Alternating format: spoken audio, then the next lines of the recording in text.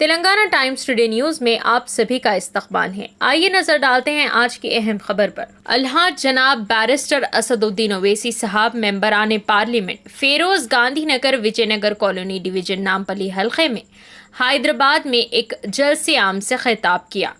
आइए नाजरीन देखें इसी की तफसीली report. Telangana times today news को लाइक करें, शेयर करें और सब्सक्राइब करना ना भूलें। मेरे गयूर नौजवान साथियों, मजलिस इत्तेहादुल मुस्लिमीन के हल्के असम्बली नामपल्ली के उम्मीदवार मोहतरम जनाब माजिद साहब से नशीन पर तशरीफ फरमा मजलिस इत्तेहादुल मुस्लिमीन के अराकीन बल्दिया, साबिक़ अराकीन बल्दिया, मजलिस इत्तेहादुल मुस्लिमीन के तमाम सदर व मुतमदीन, मौजूद हाज़रीन इकराम, हल्के असम्बली नामपल्ली के लिए मजलिस इत्तेहादुल मुस्लिमीन ने साबिक़ा मेयर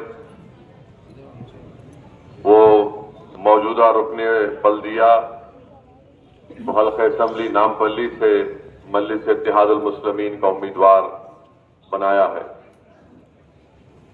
आप तमाम जानते हैं मजलिस इत्तेहादुल मुस्लिमीन की एक तारीख रही है और मजलिस इत्तेहादुल मुस्लिमीन सरजमीन दक्कन पर पुलिस एक्शन के उस पुरआशूब दौर के बाद से अपने सियासी जिद्दोजहद और अपने सियासी सफर का आगाज किया और अल्हम्दुलिल्लाह हमारे बुजुर्गों की मेहनत, उनकी कुर्बानियां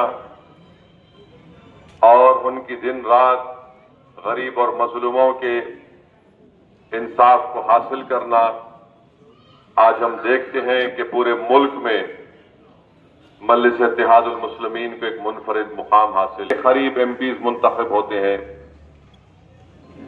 हम ये देखते हैं कि हर कई रियासतों में बीजेपी की हुकूमत है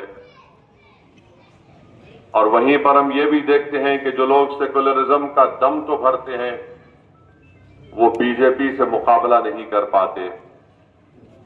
आखिर इसकी वजह क्या है कि मुल्क के कोने कोने में हिंदुत्व आइडियोलॉजी को मानने वाली बीजेपी कामयाबियां हासिल करती है इलेक्शन में। मेरे अजीज दोस्तों और बुजुर्गों, बीजेपी ने एक बड़े तबके को अपने हिंदुत्व आइडियोलॉजी से मुतासर किया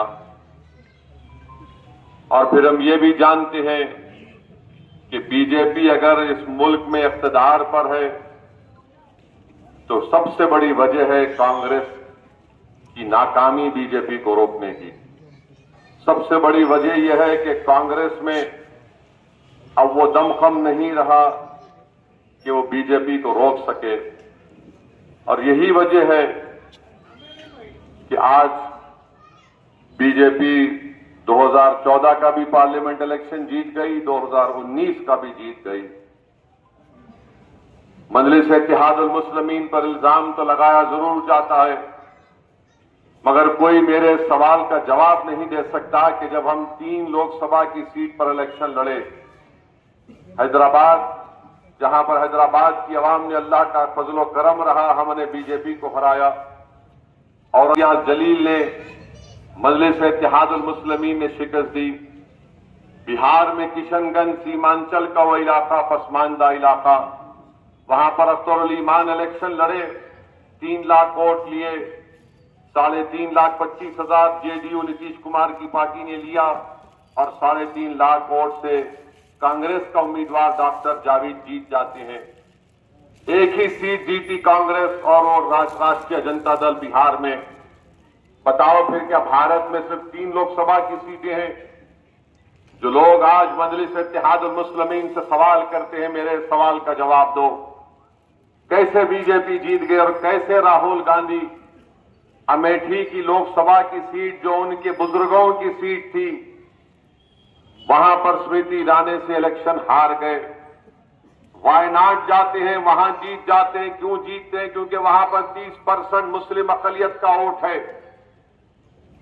इसका कोई जवाब नहीं दिया जाता।